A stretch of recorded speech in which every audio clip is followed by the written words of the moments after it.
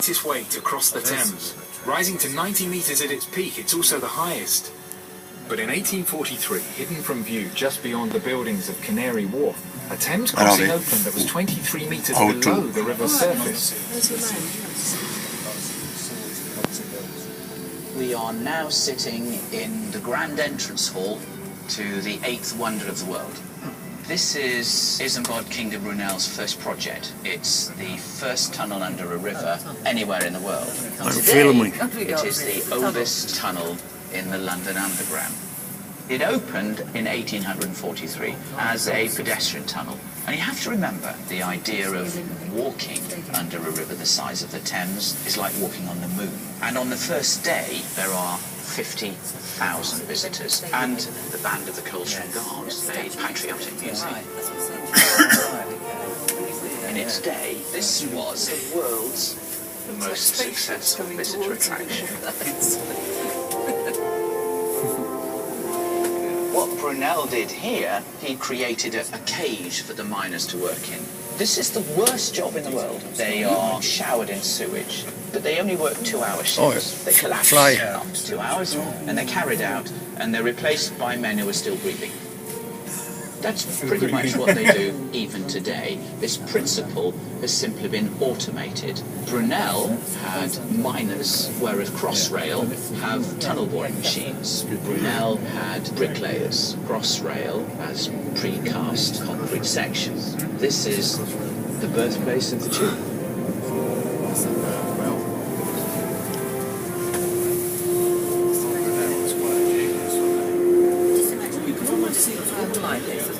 Looking east away from the city, you can see another impressive feat of precision engineering, the Thames Barrier. It's one of the largest movable flood barriers in the world, and has been protecting London for more than 30 years. So the original design criteria was to protect against the 1 in 1,000 floods in the year 2030. So they used the data they had available and they projected that into the future, and they built extra safety margins. I feel very good, no problem. Okay until 2070. I hope so. The barrier is composed of 10 gates, the largest of which is 3,300 tonnes, approximately a third of an Eiffel Tower's worth of metal in each one, and they rotate into position.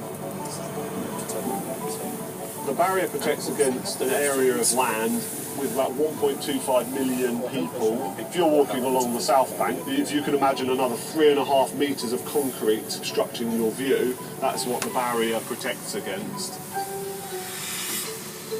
The Port of London has been a centre for trade since Roman times.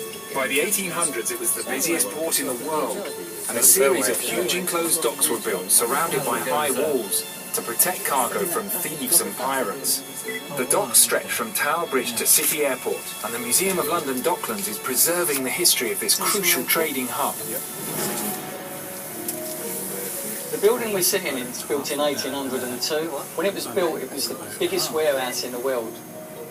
The Romans first settled on the Thames, and obviously the Vikings came after the Romans. And all throughout history, there's always been lots and lots of trade. There was loads and loads of privacy. In actual fact, there's a gibbet cage in the museum, and there wasn't executed in the gibbet cage. You was hung, and then you would have been cut down, and then you would have been to the gibbet cage. And there was accounts of 4 to 5 bodies hanging right along the foreshore. So as the shipping were coming nice in, ship over there, you can see. Yourself, well, otherwise this is going to happen to you. Warehouses played a very important part in the war, because if you knock out the infrastructure and you kind of starve the nation out, you can imagine the ferocity of the bombing, and sometimes you get the sugar going up and catching light, and then at the very end of it, you get the rum going up and catching light, and then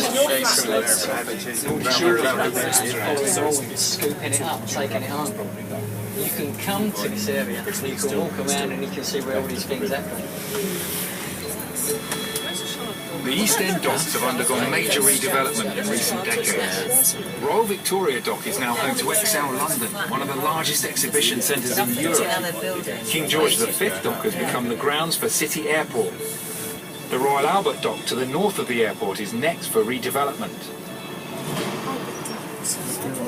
Royal Albert Dock used to be the commercial centre for the British aircraft. Beef used to come from Argentina and other places, and it went on trains into London. But this was the meat store when the meat first came off the ships. This is going to be an Asian business port. Companies from Asia will be able to set up their headquarters and trade into Europe.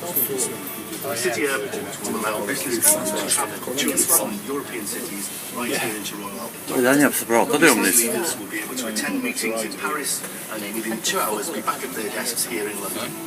When this complex is finished, there will be 20,000 people employed in this area. And we'll be invigorating this area, we'll bring it alive again. It really is going to be very exciting.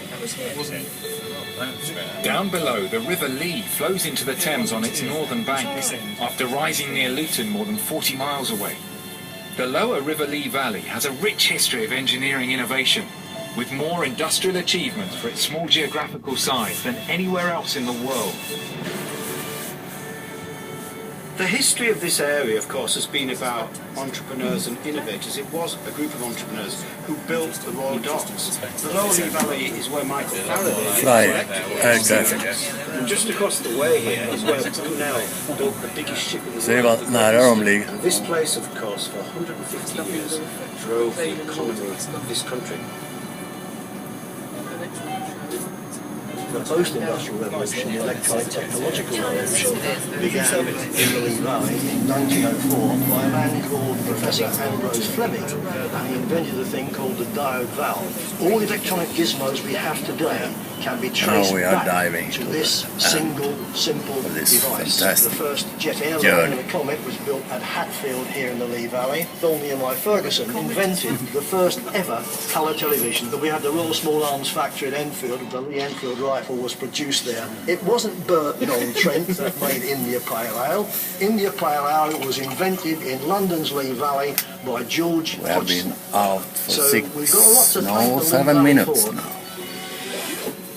Next to the Emirates Airline terminal is the Crystal, a building owned and operated by Siemens that was designed to be one of the greenest in the world.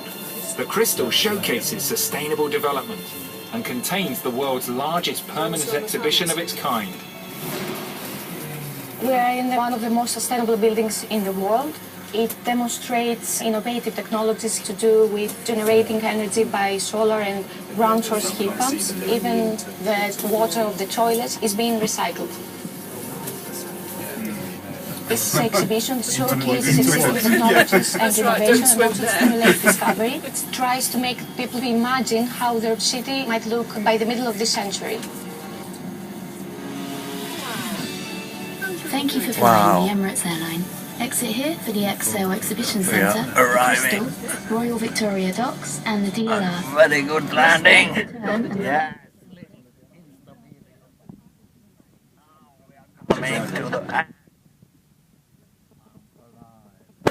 Goodbye.